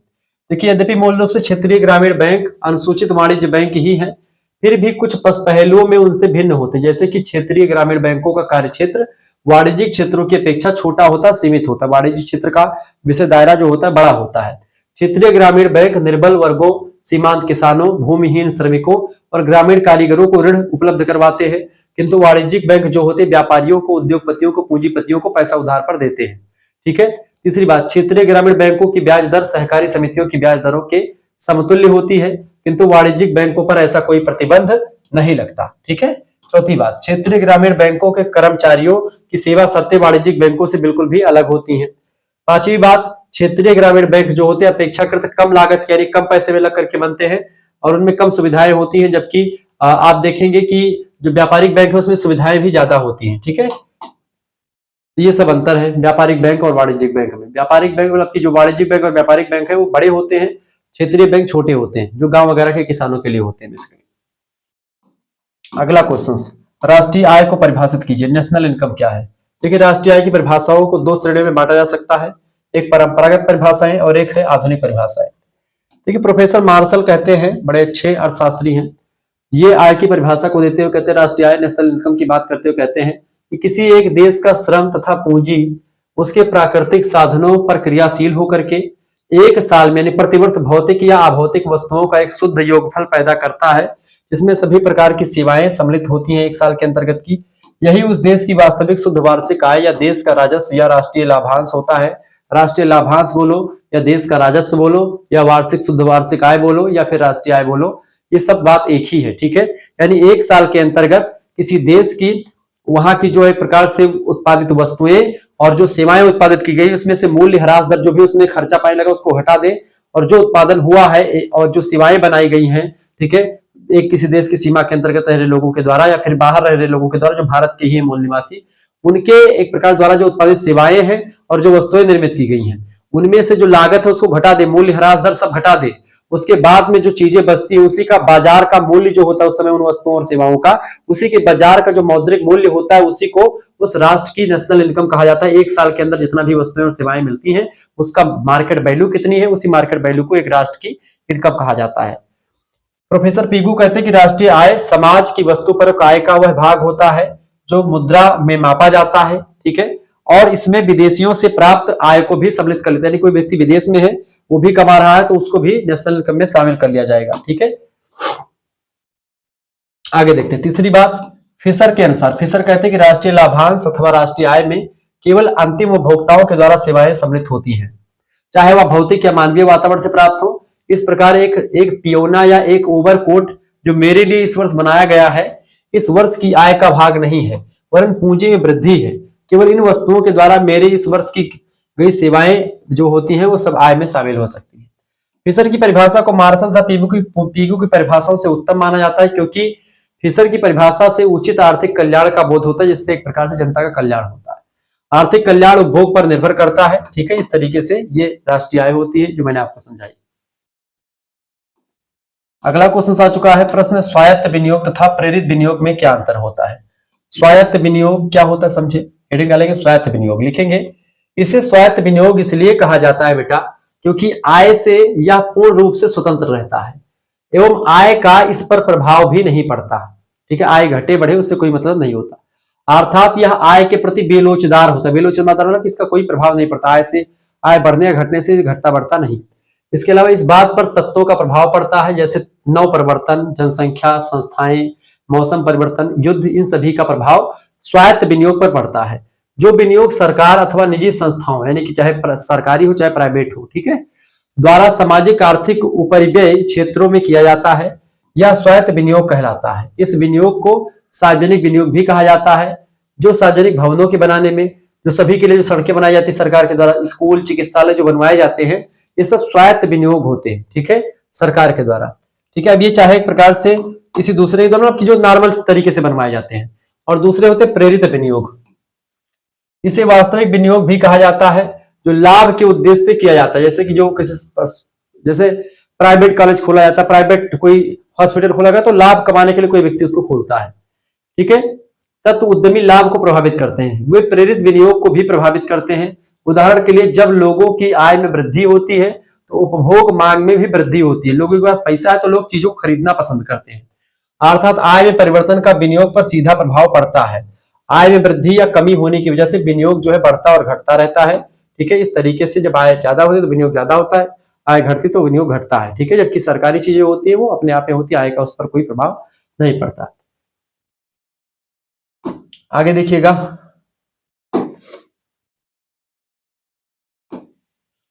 अगला क्वेश्चन आपके स्क्रीन पर आ चुका भैया। व्यापार चक्रों की प्रकृति अथवा विशेषताएं तथा व्यापार चक्र की जो है अवस्थाओं को समझाइए। व्यापार चक्रों की जो नेचर है, प्रकृति है या विशेषताएं हैं, व्यापार चक्र की अवस्थाएं जो है उसको समझाइए। देखिए, व्यापार चक्र की प्रमुख विशेषताएं निम्नलिखित है। पहली विशेषता यह है कि व्यापार चक्र से उत्पन्न होने वाले उतार चढ़ाव का स्वरूप जो है चक्रीय यानी कि साइकिल होता है। दूसरी बात, व्यापार चक्रों की गति लहरों के समान यानी कि वेव लाइक मूवमेंट होती है। पूंजीवादी अर्थव्यवस्था के समुद्र में यही लहरें तेजी के साथ मंदी और मंदी के बाद तेजी से लाती हैं। कुछ लहरें अधिक शक्तिशाली होती हैं और कुछ कम, परंतु प्रत्येक लहर की प्रकृति जो होती है एक दूसरे से काफी मिलती जुलती है। तो ये चीजें होती है। व्यापार चक्र की अगर बात की तो इसकी प्रकृति या विशेषताओं में तीसरी विशेषता यह है कि व्यापार चक्र के विस्तार और संकुचन की कार्यशैली वैकल्पिक शक्तियों में विद्यमान हो रहती है। ठीक है, चौथी विशेषता यह है व्यापार चक्रों की या प्रकृति यह है कि व्यापार चक्र में होने वाले जो उतार चढ़ाव होते हैं अर्थव्यवस्था के किसी क्षेत्र तक सीमित नहीं होते, अपितु अर्थव्यवस्था को प्रभावित करते पूरी की पूरी। ठीक है, क्लियर। इसके अलावा पांचवी विशेषता यह व्यापार चक्र की पांचवी विशेषता यह व्यापार चक्र की बेटा कि व्यापार चक्र के लिए विस्तार और संकुचन दोनों ही शक्तियों में केवल यह अंतर होता है कि प्रत्येक शक्ति अर्थव्यवस्था को विपरीत दिशा में अपने साथ ले जाती है। अगली विशेषता यह होती है व्यापार चक्र की कि व्यापार चक्रों का संबंध मूलतः रोजगार, उत्पादन और कीमत स्तर से होता है और ये तीनों विनियोग से संबंधित होते हैं। रोजगार, उत्पादन और कीमत स्तर ये तीनों विनियोग से रिलेटेड होते हैं। इस प्रकार तेजी के समय में विनियोग में वृद्धि होती है। जब पैसा मार्केट में आता तो तेजी जिसको कहते हैं तो उसमें विनियोग ज्यादा होता है, तथा मंदी के समय में क्या होता है, विनियोग में कमी हो जाती है। क्लियर। तो उत्पादन, रोजगार और कीमत स्तर तीनों में कमी आ जाती है मंदी के जाने से, और जब मुद्रा का विस्तार होता है तो उसमें एक प्रकार से बढ़ोतरी हो जाती है।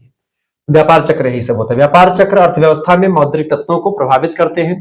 तेजी की दशा में मुद्रा की मांग बढ़ जाती है जिससे बैंकों के द्वारा साख निर्माण की गति भी बढ़ा दी जाती है, और मंदी की दशा में उसमें कमी आ जाती है तो वो कम भी कर दिया जाता है। एक व्यापार चक्र के निम्नलिखित 4 अवस्थाएं होती हैं। पहली अवस्था होती मंदी तथा संकुचन की अवस्था। ठीक है। दूसरी होती मंदी के बाद में पुनरुत्थान की अवस्था। ठीक है, रिकवरी फेज जिसको कहते हैं।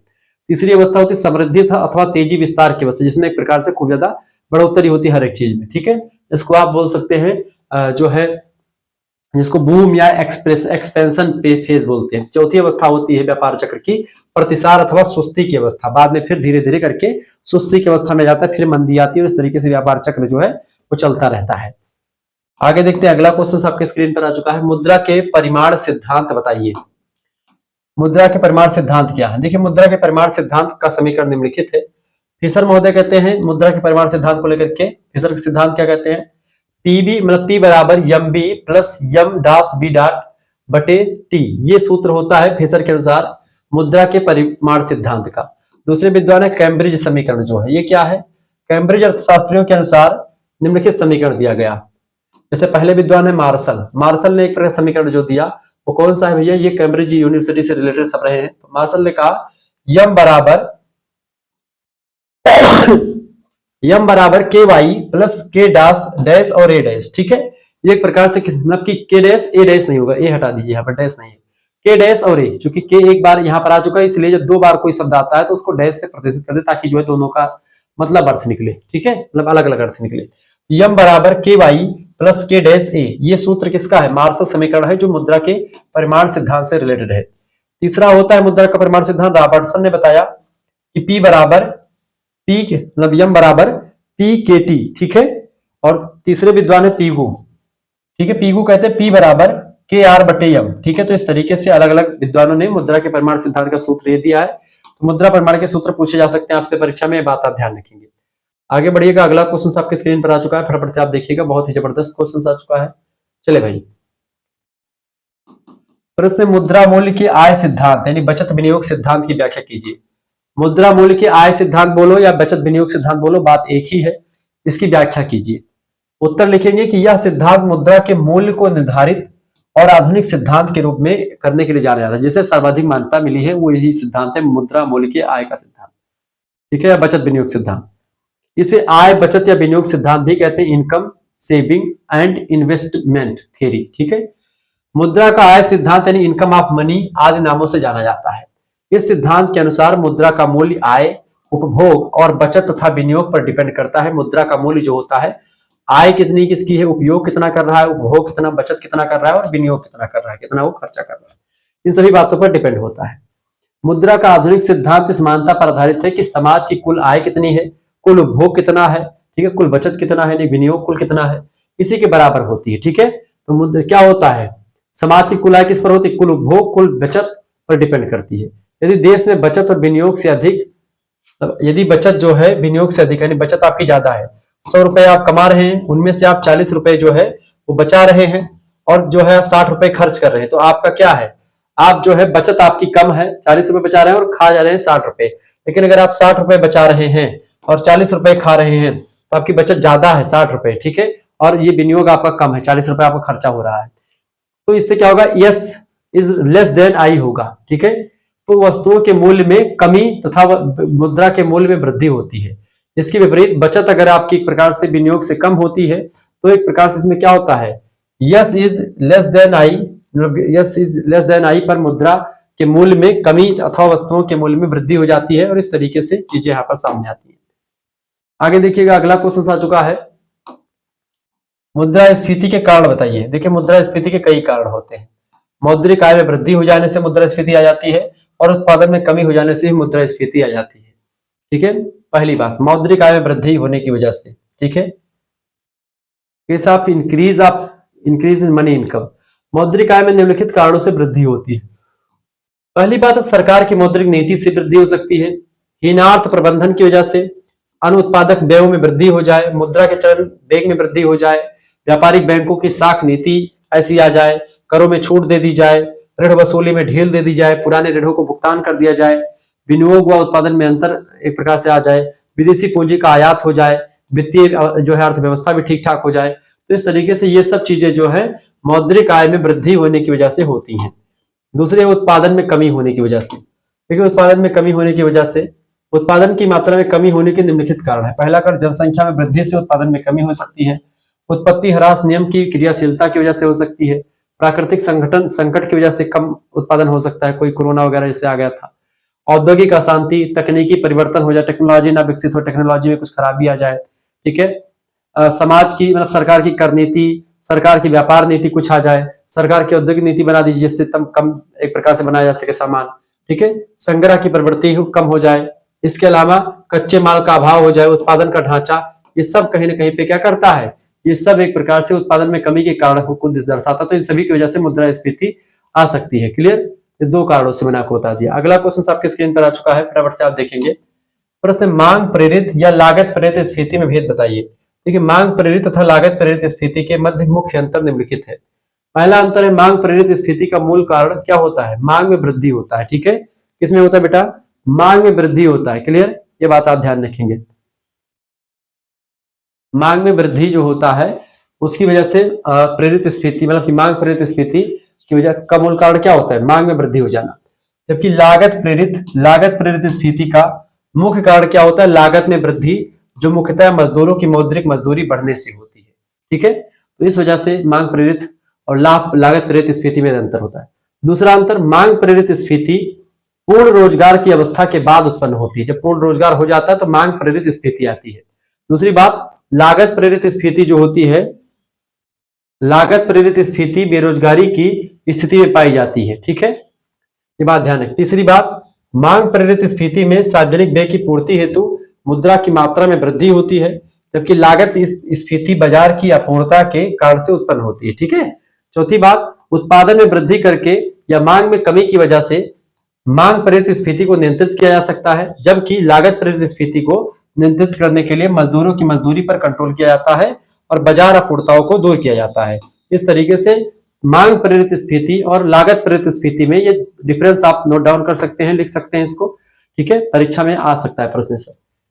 अगला क्वेश्चन आपकी स्क्रीन पर आ चुका है, फटाफट से आप देखने का प्रयास करेंगे। प्रश्न, भैया अंतरराष्ट्रीय मुद्रा कोष के लाभ बताइए, IMF जिसको कहते हैं। देखिए इसके कई लाभ है। पहला लाभ है बहुपक्षीय व्यापार और भुगतान प्रणाली। ठीक है, बहुपक्षीय व्यापार और भुगतान प्रणाली की स्थापना, पहला लाभ। दूसरा लाभ क्या होता है, मौद्रिक प्रशिक्षित निधि की स्थापना, यह भी एक लाभ है। अस्थायी भुगतान संतुलन में सुधार आता है। विदेशी विनिमय दरों में स्थिरता आ जाती है अंतरराष्ट्रीय मुद्रा कोष से। प्रतिस्पर्धात्मक मुद्रा अवमूल्यन पर रोक लगती है। देशों की आंतरिक अर्थव्यवस्था में हस्तक्षेप नहीं किया जाता है। और ऋणमान के लाभों में वृद्धि भी लाभों के प्रति एक प्रकार से होता है। तो इस तरीके से तमाम प्रकार की चीजें आपके समक्ष मैंने आपको बता दी, ये अंतरराष्ट्रीय मुद्रा कोष का लाभ होता है। ठीक है, दूसरा अगला क्वेश्चन, भारत को मुद्रा कोष से क्या लाभ होता है। ठीक है, देखिए ये लाभ निम्नवत प्राप्त हुए हैं मुद्रा कोष से, जो IMF से प्राप्त हुए हैं। देखिए विदेशी मुद्राओं की उपलब्धता हमको हुई है, विश्व बैंक की सदस्यता मिल चुकी है हमको IMF के द्वारा, अंतरराष्ट्रीय क्षेत्र में भारत का महत्व बढ़ा है इससे, आर्थिक परामर्श की उपलब्धता एक प्रकार से हो गई, आर्थिक तरीके से परामर्श देता है, संकट काल में सहायता भी करता IMF। ठीक है, या मुद्रा कोष, तो इस तरीके से बड़ा लाभ हुआ है इससे। ठीक है, विश्व स्तर की संस्था है जो सभी देशों की मदद करती है। अगला क्वेश्चन आ चुका है, विश्व बैंक के प्रमुख उद्देश्यों का उल्लेख कीजिए। इसके कई उद्देश्य हैं। पहला उद्देश्य राष्ट्रों का पुनर्निर्माण करना और आर्थिक विकास करना। दूसरी बात, पूंजी के निवेश के लिए गारंटी देना। तीसरी बात, अंतरराष्ट्रीय व्यापार को प्रोत्साहन देना भी इसका काम है विश्व बैंक का। और शांतिकालीन अर्थव्यवस्था की परिस्थितियां उत्पन्न करना, ताकि जो है हर एक देश जो है शांति बनाए रखे, झगड़ा लड़ाई ना करे। ये सब काम विश्व बैंक करता है। अगला प्रश्न, भारतीय रिजर्व बैंक की केंद्रीय बैंकिंग का क्या कार्य है। देखिए देश का केंद्रीय बैंक होने के नाते भारतीय रिजर्व बैंक को केंद्र या बैंकिंग के सभी कार्य करने पड़ते हैं, और इसको बैंकों का बैंक भी कहा जाता है। जैसे रिजर्व बैंक ऑफ इंडिया का काम क्या होता है बेटा, पहला काम इसका होता है नोट जारी करना, जो नोट छप करके आता है वो सारे नोट यहीं से छपता है। ठीक है, दूसरी बात साख नियंत्रण, मुद्रा को कब बढ़ाना है कब घटाना है, उसको कैसे कंट्रोल करना है, कितना छापना है कितना नहीं छापना, सब कुछ ये डिसाइड करता है। सरकारी बैंकर और आर्थिक परामर्शदाता होता है सरकार का ये। इसके अलावा विनिमय नियंत्रण करता है, कि एक्सचेंज और मतलब आदान प्रदान करने वाली चीजें होती है वो कैसे फिट होता है, यही निर्धारित करता है। बैंकों का बैंक भी कहा जाता है इसको। समाशोधन गृह कहा जाता है, बैंकिंग व्यवस्था का नियमन करता है। आर्थिक सूचनाओं का संग्रह और प्रकाशन करने के लिए RBI का ही एक प्रकार से दरवाजा खटखटाना पड़ता है। तो ये तमाम प्रकार के काम जो होते हैं रिजर्व बैंक ऑफ इंडिया यानी कि बैंकों के बैंक के द्वारा, केंद्रीय बैंक के द्वारा किया जाता है। अगला प्रश्न, केंद्रीय बैंक किस प्रकार अपना प्रचार करता है। देखिए प्रचार करने के लिए प्रोपेगेंडा जिसको कहते हैं, तो प्राय संसार के सभी देशों में देश का केंद्रीय बैंक प्रचार व विज्ञापन का प्रयोग करता है। विशेष रूप से जिन देशों में प्रजातंत्र यानी लोकतंत्र है, वहां का केंद्रीय बैंक विज्ञान और प्रचार का प्रयोग अपनी मौद्रिक नीति को सफल बनाने के लिए, ताकि जो मौद्रिक नीति रिजर्व बैंक ऑफ इंडिया ने लागू करी है उसको सभी जनता तक पहुंचा सके, इसके लिए एक प्रकार से वो ऐसे प्रचार का सहारा लेती, ताकि जनता जो है उनके लाभों मतलब उनके जो है नियम कायदे जो उन्होंने बनाए हैं उसके बारे में जान पाए, और चीजों को मतलब जनता उसको समझ करके उससे अच्छा लाभ कमा पाए। ठीक है, उस नीति को प्रभावशाली ढंग से लागू करने के लिए जनमत तैयार कर ले के उद्देश्य से वो करता है। इस उद्देश्य को पूरा करने के लिए केंद्रीय बैंक मुद्रा बाजार, उद्योग, व्यापार, विकास, रोजगार, विदेशी व्यापार, राजस्व तथा इसी प्रकार के अन्य आंकड़े और सूचनाएं एकत्रित करने की व्यवस्था करता है। इस प्रकार एकत्रित किए गए आंकड़ों को विश्वसनीय ढंग से व्यवस्थित करता है, और जब आवश्यकता पड़ती है तब इन आंकड़ों और उनसे संबंधित अन्य सूचनाओं को समाचार पत्रों के माध्यम से, पत्रिकाओं के माध्यम से, विशेष प्रकाशनों के माध्यम से जनता तक पहुंचाने का प्रयास करता है। और इसका दायित्व केंद्रीय बैंक निर्वहन करता है, जो भी करना होता है।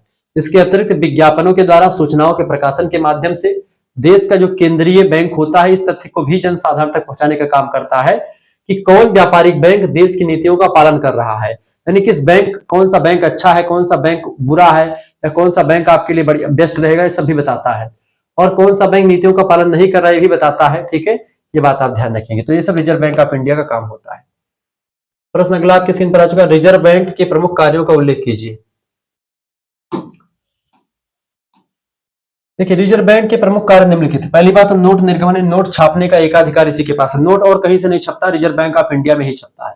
दूसरी बात, रिजर्व बैंक सरकार का बैंकर है, यानी सरकार को पैसा वैसा कौन देता है, रिजर्व बैंक ही देता है। रिजर्व बैंक सरकारी धन प्राप्त करता है तथा इसका भुगतान भी करता है, सरकारी धन प्राप्त करता है और उसका भुगतान भी सरकार को देता है। सरकार कोई प्रतिभूति रख करके उधार लेती पैसा किससे, बैंकों से। इसलिए सरकार की कोई संपत्ति है, कुछ भी है तो सरकार उसको रख करके पैसा उधार ले लेती bank reserve bank of India से।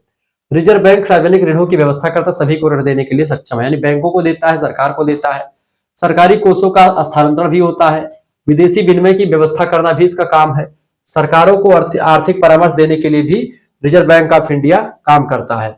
रिजर्व बैंक के द्वारा मुद्रा का नियमन भी होता है। ठीक है, ये बात आप ध्यान रखेंगे। आगे देखिएगा, अगला क्वेश्चन आपके स्क्रीन पर आ चुका, फटाफट से आप देखने का प्रयास करेंगे। प्रश्न भैया, विनिमय नियंत्रण के प्रभाव यानी इफेक्ट ऑफ एक्सचेंज कंट्रोल लिखिए। देखिए, विनिमय नियंत्रण के प्रभावों का अध्ययन निम्न शीर्षकों के अंतर्गत किया जा सकता है। पहला शीर्षक क्या है? व्यापार चक्रीय प्रभाव के द्वारा, दूसरा संरक्षात्मक प्रभाव के द्वारा, तीसरा व्यापार की शर्तों पर प्रभाव डाल करके, और चौथा देशों के साथ भेदभावपूर्ण व्यवहार करके। ये 3-4 प्रकार से विनिमय नियंत्रण जो होता है प्रभाव डाल सकता है। अगला क्वेश्चन आ चुका, विनिमय नियंत्रण की सीमाएं और दोष का उल्लेख कीजिए। देखिए, विनिमय नियंत्रण की कई सीमाएं और कई दोष भी हैं। लिमिटेशंस, इसको उसी को सीमा कहते हैं। देखिए, विश्व व्यापार में बाधा उत्पन्न करता है विनिमय नियंत्रण, विदेशी विनियोगों पर प्रतिकूल प्रभाव भी पड़ता है, इसका नहीं बुरा प्रभाव पड़ता है, तुलनात्मक लागत सिद्धांत की अवहेलना भी करता है, ये खर्चीली प्रणाली है विनिमय लागत, मतलब ये विनिमय नियंत्रण, और बहुपक्षीय व्यापार के लिए अनुपयुक्त भी होता है। ठीक है, कभी कभी ये लिमिटेशंस में रखता है, तो ऐसे में तमाम प्रकार की जो नीतियां होती हैं उसको बनाने में जो है दिक्कत का सामना करना पड़ सकता है।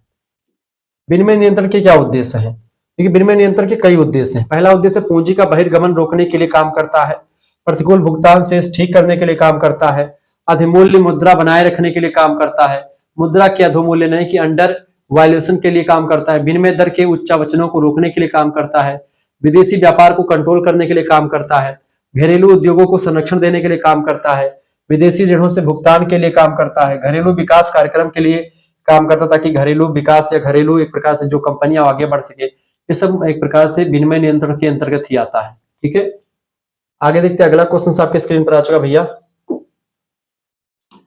प्रश्न, मुद्रा के महत्व को बताइए। देखिए, वर्तमान अर्थव्यवस्था में मुद्रा का महत्व निम्न बातों से स्पष्ट किया जा सकता है। पहली बात तो ये कि मुद्रा से उपभोक्ता को लाभ मिल रहा है, दूसरी बात मुद्रा से उत्पादक को भी लाभ मिलता है, तीसरी बात मुद्रा की वजह से ही श्रम विभाजन और विशेषता संभव हो सकते हैं, चौथी बात मुद्रा जो है पूंजी को गतिशीलता प्रदान करके अधिक उत्पादक बनाती है। इसके अलावा मुद्रा का महत्व ये भी है कि मुद्रा जो है वस्तु विनिमय प्रणाली की सभी दोषों को दूर कर देती है। पहले हम एक वस्तु देकर के दूसरी वस्तु लेते थे, आज हम वस्तु ना देकर के मुद्रा को देकर के अपने मनमाफिक वस्तु प्राप्त कर लेते हैं। हमको कोई टी शर्ट खरीदनी तो हम पैसा देंगे, हमको टी शर्ट मिल जाएगी, हमको गाड़ी खरीदने पैसा देंगे, गाड़ी हमको मिल जाएगी। ठीक है, ये सब चीजें हैं। मुद्रा की वजह से ही भावी सौदे वर्तमान में भी किए जा सकते हैं। ठीक है, भविष्य के सौदे मुद्रा देकर के हम पहले से कर सकते हैं। मुद्रा बचतों को निवेश में परिवर्तित कर देती है। इसके अलावा मुद्रा उत्पादन को विभिन्न शाखाओं में साधनों का आवंटन करने में सहायक होती है। इसके अलावा मुद्रा वर्तमान और भविष्य के बीच संबंध को भी स्थापित करती है। इस तरीके से मुद्रा के द्वारा तमाम प्रकार के काम किए जाते हैं, तो मुद्रा का महत्व भी बड़ा जबरदस्त है। आगे देखते हैं, अगला क्वेश्चन आपके स्क्रीन पर आ चुका है, फटाफट से आप देखने का प्रयास करेंगे। मोस्ट इंपोर्टेंट क्वेश्चन भाई। देखिए, राजकोषीय नीति, राजकोषीय नीति से क्या आशय है?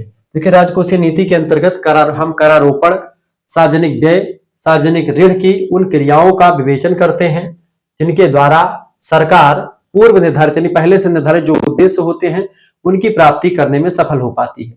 राजकोषीय नीति की परिभाषा जो है विभिन्न विद्वानों ने अपने अपने हिसाब से दी, जैसे कि आर्थर मतलब कि स्मिथीज कहते हैं कि राजकोषीय नीति जो होती है एक ऐसी नीति होती है जिसमें सरकार जो होता है अपने व्यय यानी अपना खर्चा और आगम यानी कितना वो कमा रहा है, कितना एक प्रकार से खर्च हो रहा है, आय और व्यय के कार्यात्मक कार्यक्रम को राष्ट्रीय आय, उत्पादन और रोजगार पर इच्छित प्रभाव डालने तथा अवांछित प्रभावों को जो मतलब ये वो नहीं भी चाह रहा था उसको रोकने के लिए, जो वो नहीं चाहता उसको रोकने के लिए, जो चाहता उसको प्राप्त करने के लिए काम करता है। तो ये होता है राजकोषीय नीति। राजकोषीय की नीति के द्वारा अपना फायदा हर एक देश चाहता है। जॉनसन कहते हैं कि अर्थव्यवस्थाओं की क्रियाओं के स्तर और स्वरूप में परिवर्तन लाने के उद्देश्य से शासकीय व्यय और कराधान में जो परिवर्तन लाए जाते हैं उसी परिवर्तन को राजकोषीय नीति में शामिल हम कर सकते हैं। ठीक है, आगे बढ़ते हैं। अगला क्वेश्चन आपकी स्क्रीन पर आ चुका भैया। प्रश्न है, आंतरिक ऋण व बाह्य ऋण में क्या अंतर होता है? देखिए, राज्य देश के भीतर से जो ऋण लेता है उसे आंतरिक ऋण कहते हैं, और जो ऋण विदेशियों से प्राप्त किए जाते हैं उन्हें विदेशी या बाह्य ऋण कहा जाता है। साधारणतः कोई देश राज्य के भीतर से ही ऋण प्राप्त करने का प्रयास करता है, किंतु जब वह अपने प्रयत्नों में सफल नहीं हो पाता, राज्य के अंदर उसको ऋण नहीं मिल पाता, तब वह विदेशी सरकार और पूंजीपतियों से भी उधार लेना शुरू कर देता है। आंतरिक ऋण उधार लेने वाले देश की मुद्रा में ही अपनी सीमा के अंतर्गत से प्राप्त होते हैं, जबकि जो आपका बाह्य ऋण होता है वो दूसरे देश से, दूसरी पूंजीपतियों से, दूसरे देश के हम ले सकते हैं। किंतु बाह्य ऋण विदेशी मुद्रा में बाहर रहने वाले व्यक्ति अथवा विदेशी सरकारों से प्राप्त होती है। आंतरिक ऋण इच्छित तथा अनिच्छित दोनों ही प्रकार के हो सकते हैं, किंतु बाह्य ऋण केवल इच्छित ही होते हैं। बाह्य ऋण जो है अपनी इच्छा से प्राप्त किए जाते हैं, जबकि आंतरिक ऋण जो है इच्छित भी हो सकते हैं और अनिच्छित भी हो सकते हैं। अगला क्वेश्चन आपकी स्क्रीन पर आ चुका है, सार्वजनिक और निजी वस्तुओं में क्या आशय है। देखिए, सार्वजनिक वस्तुएं की जो सरकारी वस्तुएं हैं, प्राइवेट माने जो निजी वस्तुएं हैं प्राइवेट सेक्टर की। ठीक है, सरकारी वस्तुएं ऐसी वस्तुएं जो सभी व्यक्तियों के बिना किसी भेदभाव तथा पक्षपात के निःशुल्क और बहुत ही कम लागत पर उपलब्ध होती है, जैसे कि सरकारी स्कूल, सरकारी बस, सरकारी ट्रेन, ये सब सभी की होती है, सभी का उन पर एक प्रकार से अच्छा प्रभाव पड़ता है और सभी के लिए वो जरूरी होती है।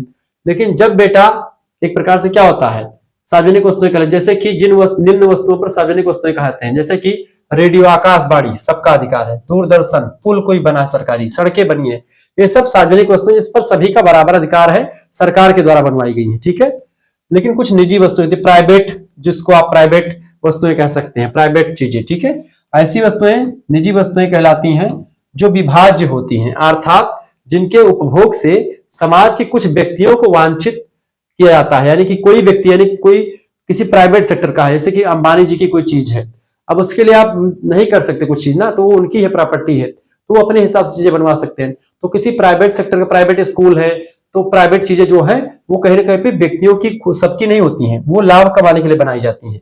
जैसे कि टैक्सी हो गई कोई, ठीक है, जैसे कि एयरलाइंस के विमान हो गए, रेडीमेड शर्ट है, रेफ्रिजरेटर है, तमाम प्रकार की वस्तुएं जो है ये सब निजी वस्तुएं हैं, ये आपकी वस्तुएं होती हैं, इस पर प्रत्येक व्यक्ति का अपना अधिकार होता है, सभी का नहीं होता। लेकिन जो सरकारी चीजें होती हैं उन पर सबका अधिकार होता है। अगला प्रश्न, आर्थिक विकास का क्या अर्थ है।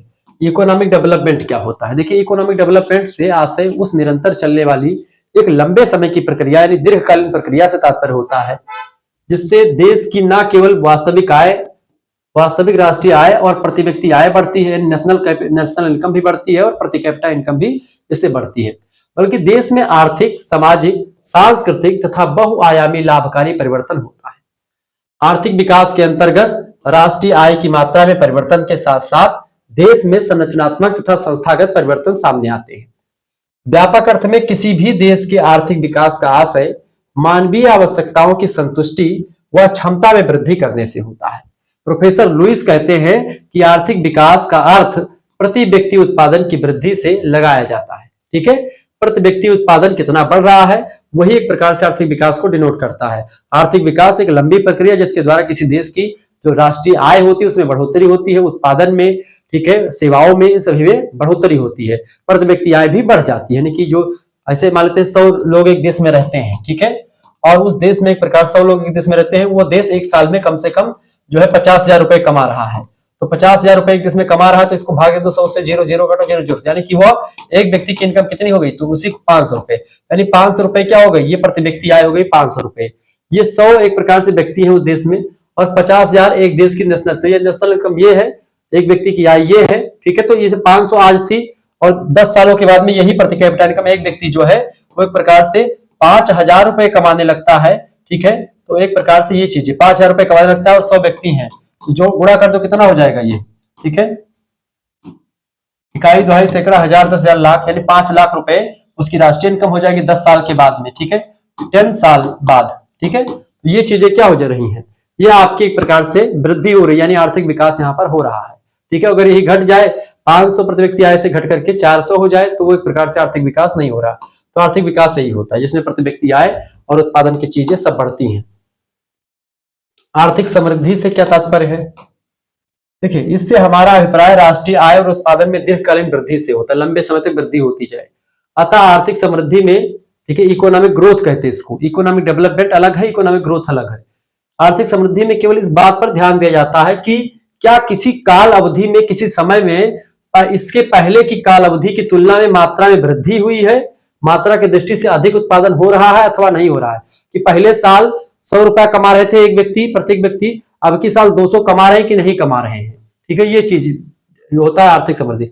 अन्य शब्दों में कहें, आर्थिक समृद्धि एक परिणाम मतलब की परिमाणात्मक संकल्पना है जो चार्ल्स किंडलबर्ग के अनुसार कहते हैं वो कि आर्थिक समृद्धि का अर्थ अधिक उत्पादन से होता है। यानी कितनी चीजें, ऐसे आज 10 प्रोडक्ट बना रहे हैं तो अगर अगले साल जो है 20 बन रहा है तो इसका मतलब वृद्धि हो रही है चीजों में। ठीक है, इसमें केवल क्वांटिटी में परिवर्तन होता है, क्वालिटी में नहीं। जबकि आर्थिक विकास में क्वालिटी में भी परिवर्तन होता है, क्वांटिटी में भी।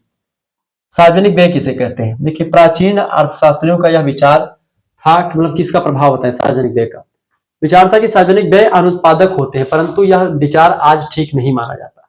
प्रोफेसर कीन्स नाम के अर्थशास्त्री कहते हैं कि सार्वजनिक व्यय के द्वारा प्रभावपूर्ण मांग में वृद्धि करके उत्पादन, आय व रोजगार का स्तर ऊंचा उठाया जा सकता है। अगर हम जो है एक सड़क बनी हुई है और दूसरी सड़क बनवाने के लिए प्रेरित कर दे लोगों को, तो फिर क्या होगा, वो रोजगार में वृद्धि होगी, उत्पादन में वृद्धि, सब कुछ वृद्धि होनी शुरू हो जाएगी।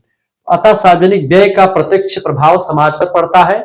सार्वजनिक व्यय के आर्थिक प्रभावों का अध्ययन 3 शीर्षकों के अंतर्गत किया जाता है। पहला शीर्षक यह है कि सार्वजनिक व्यय का उत्पादन पर प्रभाव पड़ता है। ठीक है, दूसरी बात, सार्वजनिक व्यय का वितरण पर प्रभाव पड़ता है, और सार्वजनिक व्यय का अन्य प्रभाव भी पड़ता है बहुत सारी चीजों पर। इस तरीके से सार्वजनिक व्यय जो होता है बहुत जरूरी हो जाती है। क्लियर? आगे देखते हैं, अगला क्वेश्चन आ चुका है, पूरक बजट क्या होता है? पूरक बजट को परिभाषित कीजिए। देखिए, कभी कभी किसी देश या किसी विशेष परिस्थिति के कारण से वार्षिक बजट में स्वीकृति राशि का संपूर्ण व्यय वर्ष समाप्ति के पहले हो जाता है। अतः ऐसी मदों का पुनर्वित्तीय करने हेतु पूरक बजट लाया जाता है, ताकि जो है कुछ कम बजट हो जाता है या फिर अच्छे तरीके से बजट नहीं प्रस्तुत किया जा सका, तो ऐसी स्थिति में उसी को पूरा करने के लिए पूरक बजट लाया जाता है, कॉम्प्लीमेंट्री बजट। देश में संसद के शीतकालीन अधिवेशन, नवंबर अधिवेशन में पूरक बजट प्रस्तुत किया जाता है। पूरक बजट एक प्रकार का सहायक बजट होता है जो मुख्य बजट का सहायता करता है। क्लियर?